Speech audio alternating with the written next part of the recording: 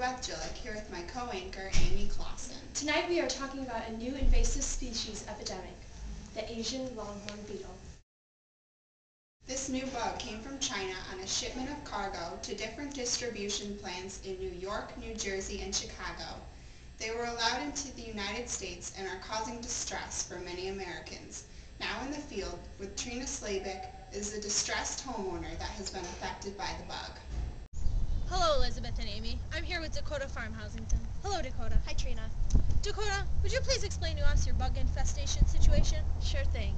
Well, one day I woke up and when I went out to milk my cows, my trees were all chewed up.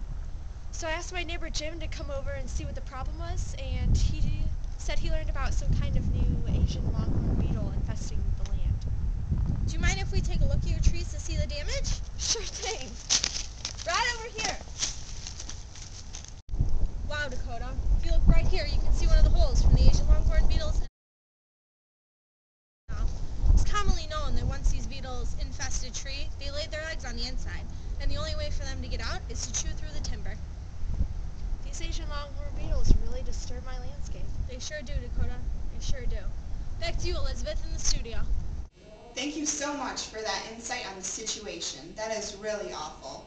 But with more on the story, I am here today with invasive species expert, Dr. Igor Schniegel.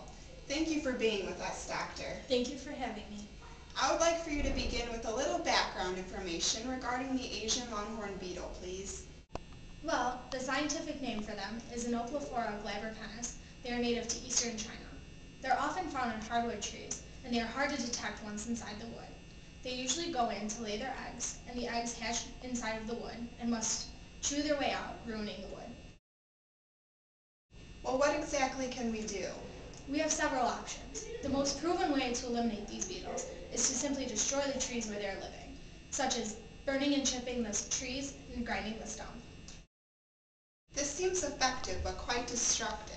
For those who would rather not chop down trees, a pesticide called imidacloprid is being investigated.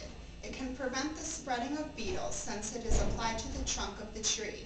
It moves quickly upward to the stems and twigs where the beetles would be expected to feed and lay eggs.